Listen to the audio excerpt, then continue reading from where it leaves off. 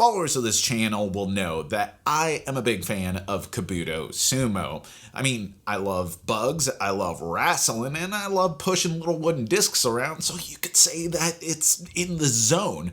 Well, Allplay has graciously agreed to send a prototype copy of the upcoming standalone but fully compatible Kabuto Sumo Sakura Slam to take a look at. So let's hop in the ring. First to note, in spite of its revised geometry and imposing Paranone pillars, this is essentially the same game. 2 to 4 players do battle in an arena by way of taking turns scooting a disc from a platform, collecting any dropped discs for future use, possibly using special powers and unique components conferred by your character card, until knocking an opponent's beetle out, resulting in your victory. It's funny, it's tactile, it's clever, it's great. We have a bunch of vids on this channel that you can check out if you want to see some elaborated thoughts on the fundamental experience of Kabuto Sumo. So in this video, we're taking a look at what makes this beast different and where it stands, whether you're an experienced beetle battler or you're completely new to the game.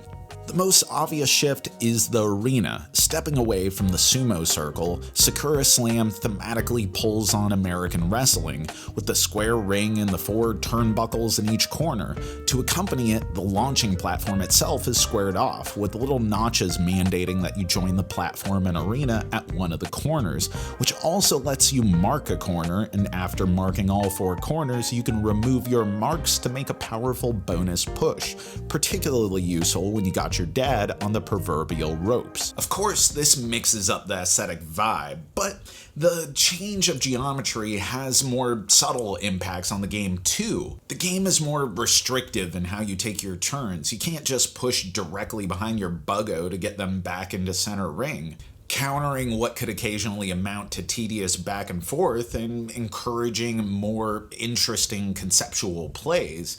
And the utility of the unique pieces that you get, whether it's from the new or old bugs, is much more important to consider as you're deciding how best to approach your play. Marking your posts is a cool way to gently incentivize choice too, giving you a carrot for what might sometimes be non-optimum play. And speaking of new bugs, yeah, we finally got some spiders. The prototype version I received, which this very much is a prototype version which may look very different in the final release, came equipped with a whole host of new characters to pull on, still beautifully illustrated by Kwanchai Moria, coming up with some wonderful mechanical concepts to echo their real-world counterparts, from bees with a drone hive to tarantulas that suppress their prey, to web builders getting extra influence over the turnbuckles, to Morozashi, who frickin' lifts other players' beetles and puts them on other pieces, to the great Bugbino, who beautifully takes advantage of the new pillars with a bat-like arm that can be activated for a circular sweep on the turnbuckle by removing your marker.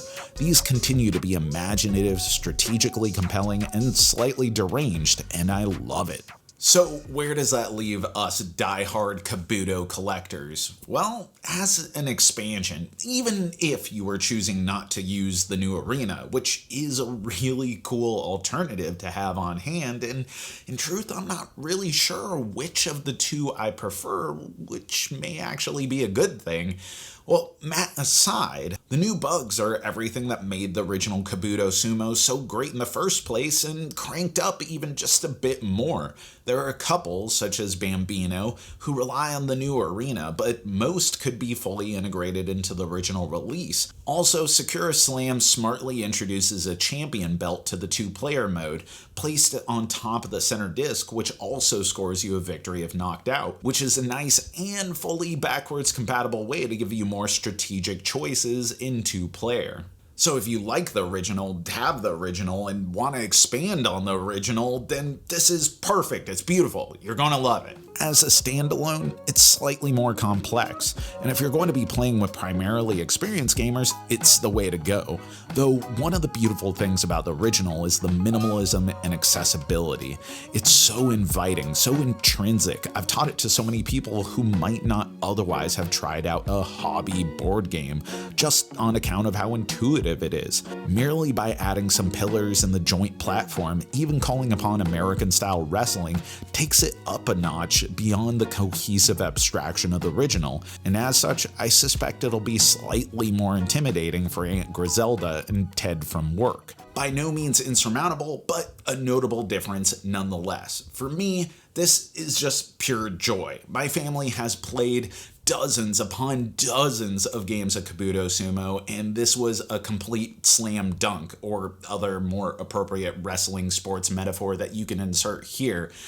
Bottom line, we're diehard fans, and we really loved it and cannot wait for the final version. And that is our review. But let me know, what do you think of this? What do you think of the original Kabuto Sumo? And what are you most anticipating for this? And what do you think they could cleverly add to the game in the future? Put it in the comments below. As always, thanks for watching, thanks for supporting, thanks for being such a great community. You know that I've been Jack for the Cardboard Herald.